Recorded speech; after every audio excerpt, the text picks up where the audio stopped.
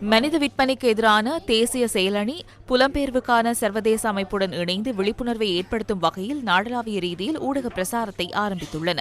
Japan அரசாங்கத்தின் 2.6 million அமெரிக்க dollar நிதியுதவியின் கீழ் நாடளாவிய ரீதியில் உள்ள புலம்பெயர்ந்தோர் மற்றும் ஆபத்தில் உள்ள சமூகத்தை ஆதரிப்பதை நோக்காக கொண்டு இந்த செயற்திட்டம் ஆரம்பிக்கப்பட்டுள்ளது.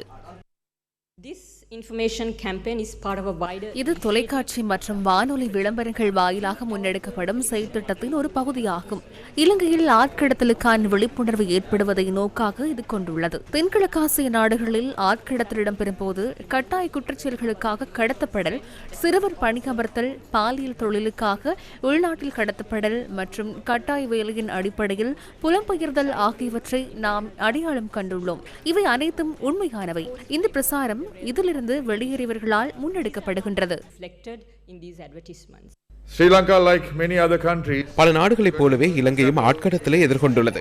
பாதிக்கப்பட்டவர்கள் கட்டாய உழைப்பு, பாலியல் சுரண்டல்கள், பிற துஷ்பிரயோகங்களுக்காக கடத்தப்படுகின்றனர். இந்த பிரசாரத்தை அரசு அமைப்புகள், சிவில் அமைப்புகள், தனியார் துறைகள், பொதுமக்கள் இணைந்து முன்னெடுத்துள்ளனர். ஆட்கடத்தலை எதிர்கொள்வது சமூக நீதியை நிலைநாட்டும் விடயமாகும். சட்டவாட்சியை நிலைநாட்டுவதில் அது பாதிப்பை ஏற்படுத்துகின்றது. விழிப்புணர்வை ஏற்படுத்துவதன் மூலம் சுரண்டலற்ற இலங்கையை உருவாக்குவதை நாங்கள் நோக்காக கொண்டுள்ளோம். இதனால் குற்றவாளிகள் சட்டத்தின் முன் நிறுத்தப்படுவர். பிராந்திய ஒத்துழைப்பை வலியுறுத்துவது இந்த பிரசாரத்தின் முக்கிய அம்சமாகும். ஊடக பிரசாரமே இதில் முக்கிய சக்தியாகும். தொலைக்காட்சி, வானொலி, சமூக ஊடகங்கள் மற்றும் சமூக தொடர்புகள் மூலம் இது பொதுமக்களை சென்றடைந்து ஆட்கடத்தல் தடுக்கப்படுகிறது. தகவல் அறிந்த சமூகமே பாதுகாப்பின் முதற்படியாகும்.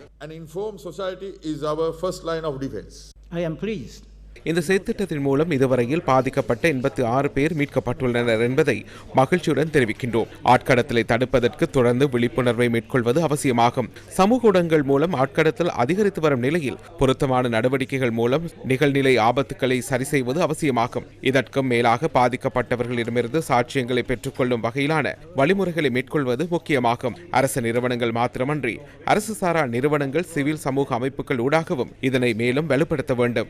and civil society stakeholders.